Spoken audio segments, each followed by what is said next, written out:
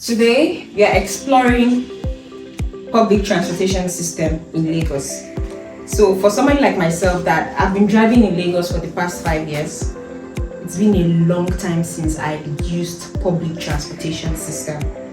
Oftentimes, if I'm not driving, I will be taking Uber or I'll be in someone's vehicle.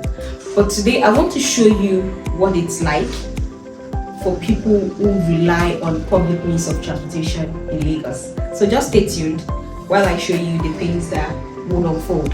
We'll be relying on mostly this Danfo.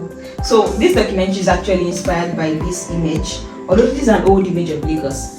But then let's still go out and put it on record to see that Lagos has really advanced from all of this chaos to a much more developed mega city. I'm wearing comfortable shoes. I'm wearing trackers. You'll be relying mostly on comfortable shoes, otherwise it's really going to be hectic. I'm relying on cash.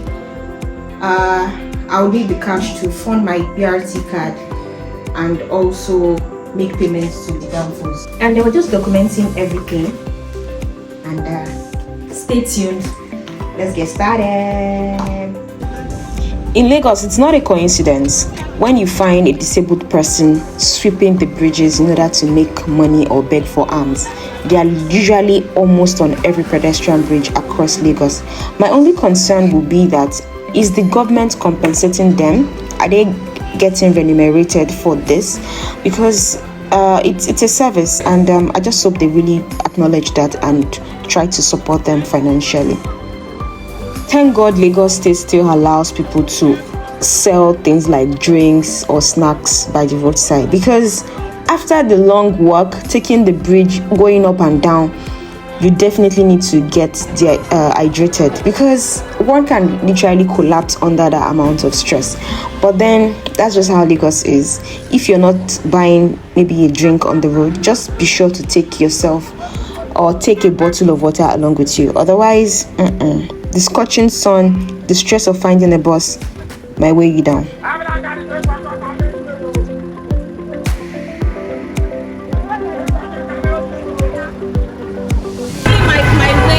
On the streets of Lagos, trying to save public transport.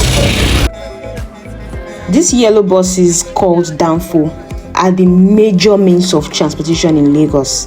If you want to really get to anywhere fast, you have to rely on them.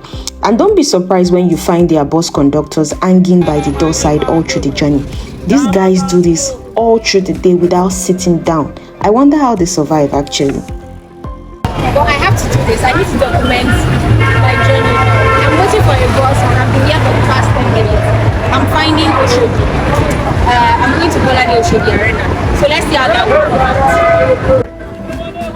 After waiting at the bus stop, the next thing will be for you to find the bus. Mine was quite brief. It took me about 10 minutes. But on some days and sometimes it could take longer time, especially for some rush hours or closing hours in the morning or evening. Some people could be at the bus stop for as much as 30 minutes, but that was quick for me. I'm going to Oshodi and this is Bega, and the bus conductor is saying it's 1,000 naira, and I'm certain if he doesn't take transfer, but let me try and pitch to him if he's going to accept transfer. Imagine I'm not with money and I'm just stranded. Perhaps he's going to accept transfer, because let's just see how that will turn out. These yellow buses are the pet of the government. Regardless of their appearance, regardless of their condition, they would always be on the road and there is no sanction for them. They are able to go freely, move freely. In most cases, they even beat traffic lights or even take one way. And I mean, they are the government's pets. They can do as they wish. So it's one thing for you to consider the wait time at the bus stop, and it's another thing for you to consider the wait time in the bus, because the bus would not move until it gets filled up.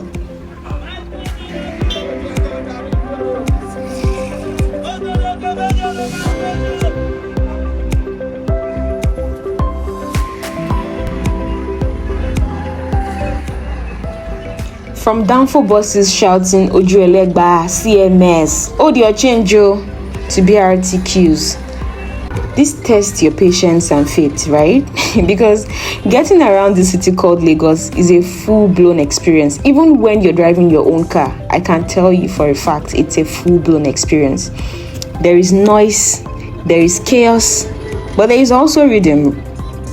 The system is built on hustle, human spirit, and a whole lot of Lagos energy. You're literally stepping into the madness, and just enjoy the ride. And Lagos is a city that would test you, but you just need to be brave. And don't forget, hold your change. Wherever you're seated in a bus, there are chances that you will be told to pass the money to the conductor. Swallow your pride and assist others in passing their money. Otherwise, you might be the topic all through that journey, and you don't want to be in that situation, right?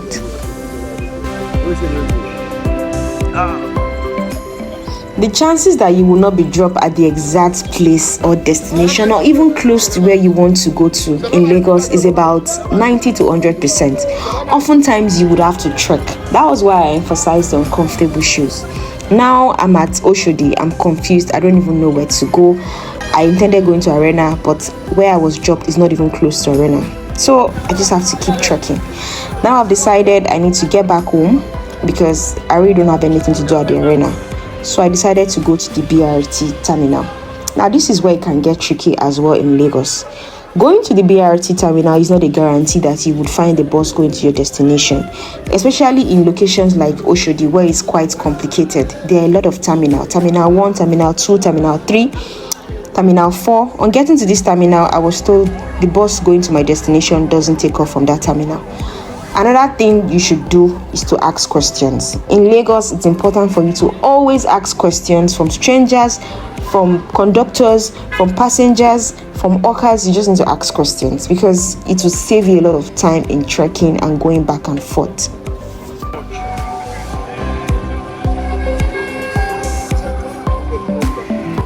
Another thing to note with these yellow buses is that don't get surprised. You would always find their council members or their union collecting taxes from them on the road. In most cases, it can even be violent. You would find those council members taking their properties, threatening them, even fighting with them just to make sure that they pay them. And that's just how it is. The pedestrian bridge is almost a must in Lagos if you don't want to get arrested or you don't want to get harassed. So take the pedestrian bridge.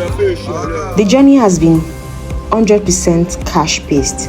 So if you're walking around Lagos, if you're going around boarding public transportation, do well to take enough cash with you.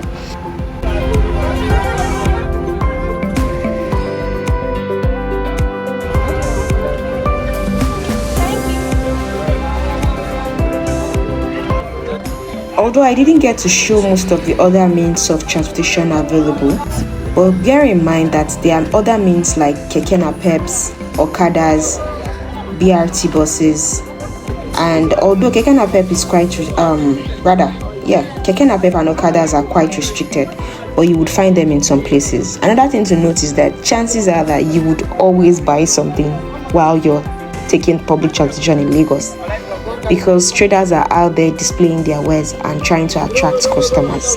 It's a norm here. I'm going to take the Keke Napeps as my last mile transportation to get me close to my house. So it's been quite hectic. Living outdoor in Lagos is really lots of stress. But we thank God. Finally, it's just, I just need to catch my breath. I'm really exhausted right now. Moving around Lagos is not just movement. It is survival, it's drama, it's vibes. Now, the big question is Lagos transport broken, or are we just built differently? Is there going to be any room for development or progress, or are we just going to continue like this?